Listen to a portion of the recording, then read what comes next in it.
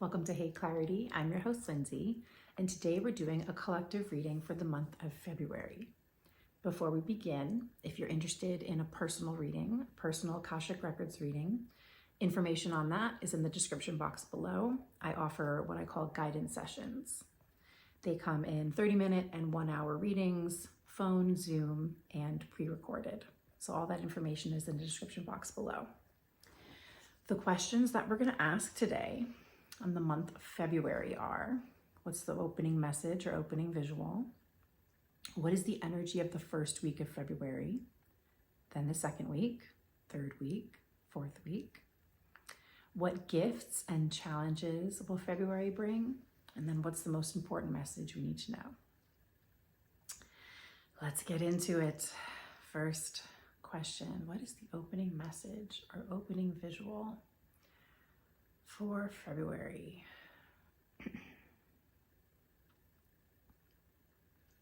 They're alternating two words and they're saying it's a choice.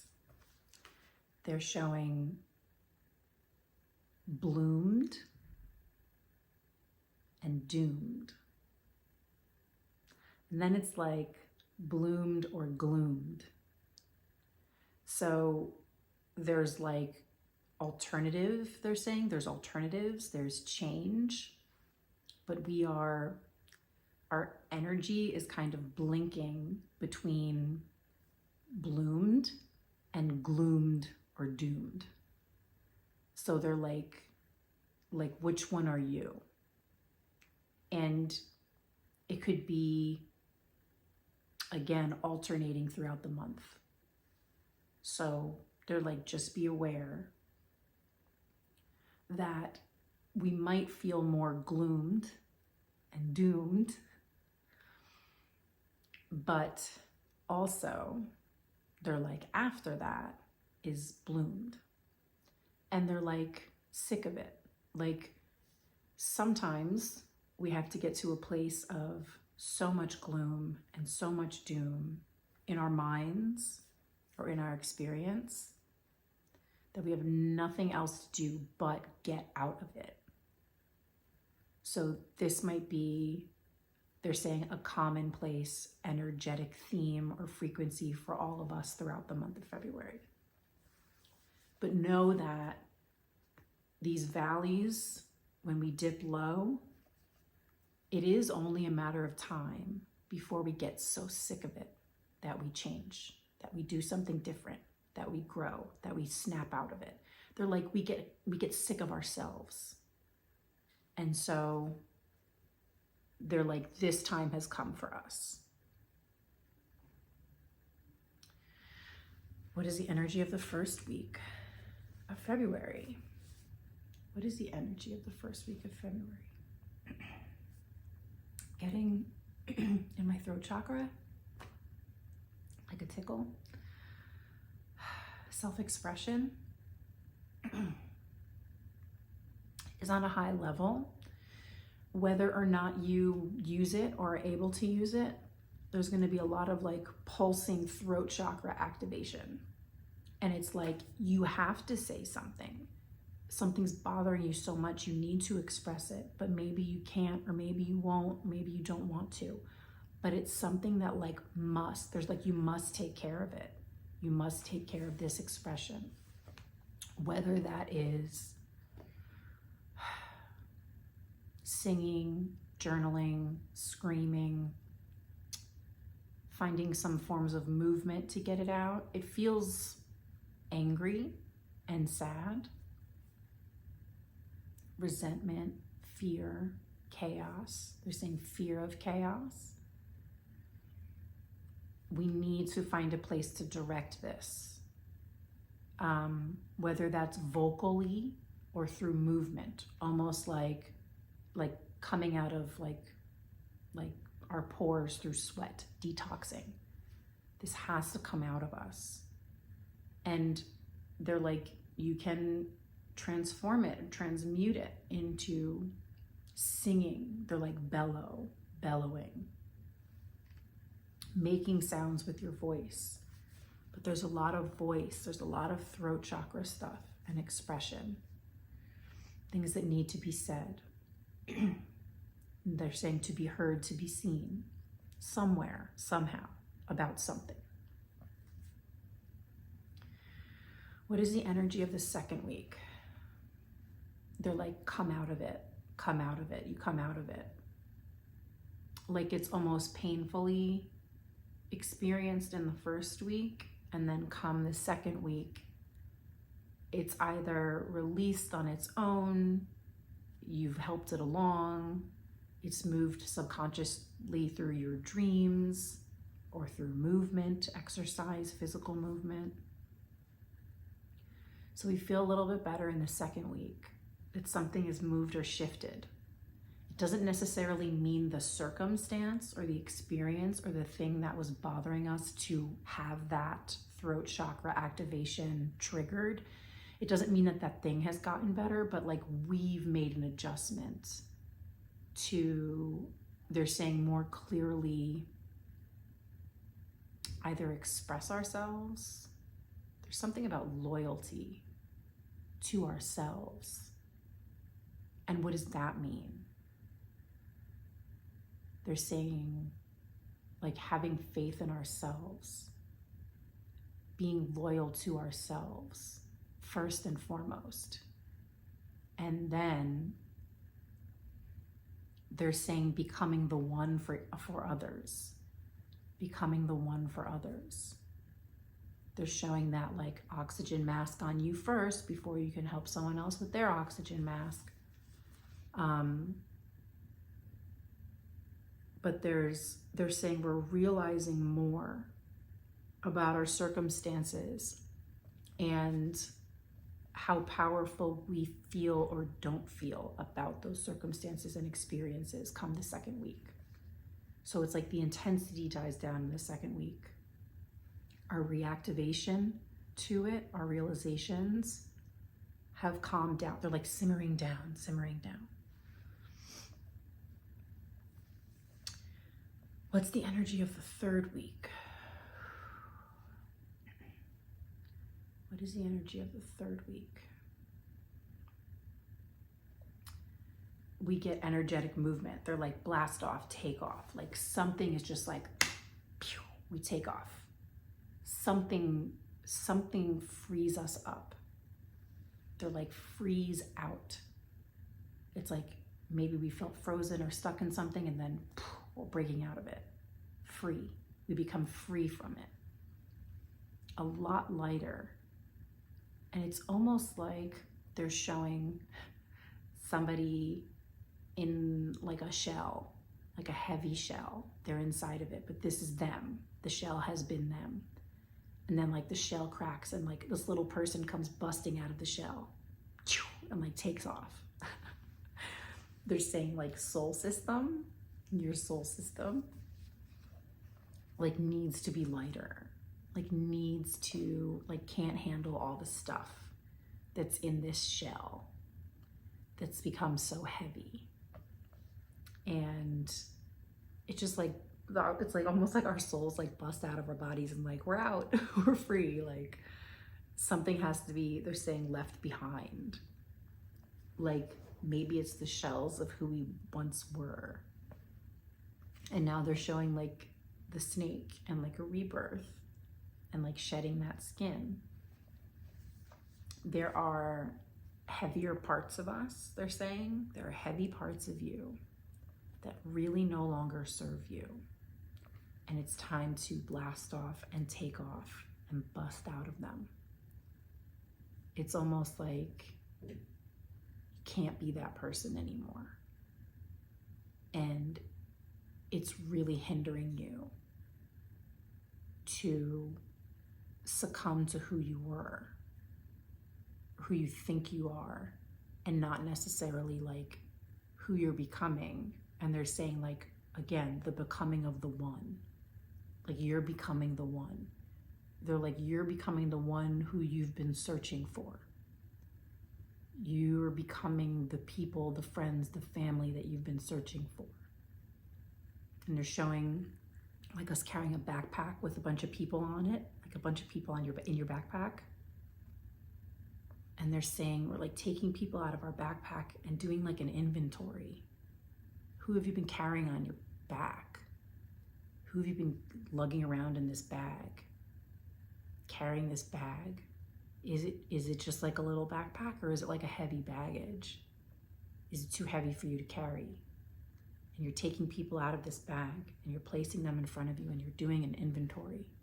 And they're saying, listen to the inventory. When you face each of these people symbolically, and you're face to face with them, you have to ask yourself, like, do I need to be in relationship with this person anymore? Do I want to be? Do I need to be?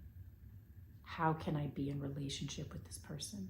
Then you go on to the next one, and the next one, and the next one. So we're doing this inventory of our relationships. And they're like, get serious about how you feel about it. Like, get serious about how you feel about them. If they make you feel like shit, get rid of it. Get rid of them. You don't have to carry them around in your backpack. You don't have to carry them with you. They don't have to go where you're going. So the third week is like this inventory and us blasting off and taking off. So it's like a lot of, like, both of those things are going on. What's the energy of the fourth week of February? What is the energy of the fourth week of February? They're showing someone like smiling in the grass, like laying in a field of grass and just like smiling.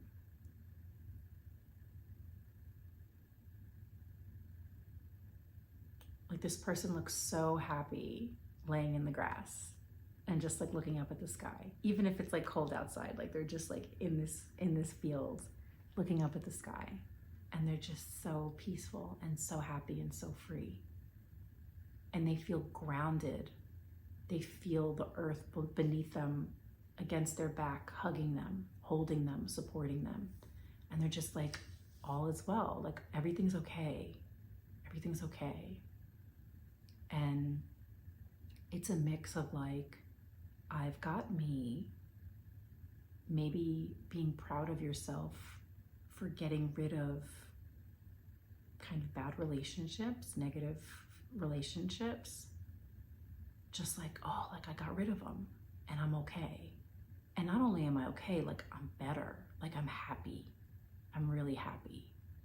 Almost like I'm glad I got that over with. I'm glad I got rid of that or got rid of them. Whether it was a conversation that you had to have to cut ties with someone, or just a decision you made that you're just not going to make any more effort in these relationships. It doesn't have to be this clear-cut conversation. It doesn't have to be some sort of confrontation. They're saying it can be, but it could also just be your decision of saying, I'm not going to make any effort in this anymore, and that's it. And just really, like maybe you have to get rid of some things in your home or in your space that make you think of them. Like you have to just really kind of, they're saying like, lock it in. Like it's over. Lock it in. This relationship is done. Lock it in. I'm going to change the way I interact with this person. It's going to be so minimal.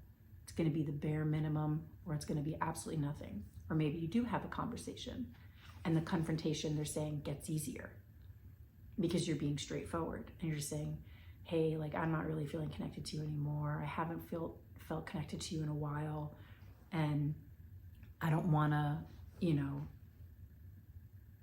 interesting. They're kind of like, I don't want to just lose touch. Like I want to cut ties. That seems kind of harsh. I don't know. You choose your words. They're like, choose your words. But there is something about like how some of us will want to make a statement and make it clear, because then there becomes this verbal agreement that we are no longer in relationship. And I wish you well, take care, right? You can do that. And then there is something about the like letting things, doing the bare minimum and loosening your thread to the person and just having it kind of linger where you're still kind of attached. That might be uncomfortable. You might need this statement. You might need the confrontation, the conversation to cut the ties, to make it very clear this is through. And I'm not going to make any effort to connect with you, vice versa. So it feels like there's a lot of that going on. But again, you're laying in the ground, you're laying in the grass, looking up at the sky, and you have a big smile on your face. So you're very happy about cutting these ties. So it's good. You know, on the other end of whatever the ending is, it's good. But they're saying it's time to make a decision about your relationships and be clear. What gifts and challenges will February bring us? What gifts and challenges will February bring us? Peace. They're saying pasture. Pasture. Pasture. I'm getting just peaceful, like a peaceful ending. There's something a little sad about that. Because when you think about, you know, like I'm seeing like a horse being, you know, sent out to pasture. It's like you're free until you die, right? There's something about pasture. So there is something sad about this. I think it's kind of like the general endings of things, how it can be peaceful and sad, the sadness.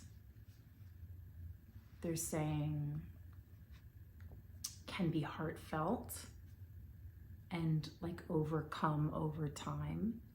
We could have very mixed feelings about these endings.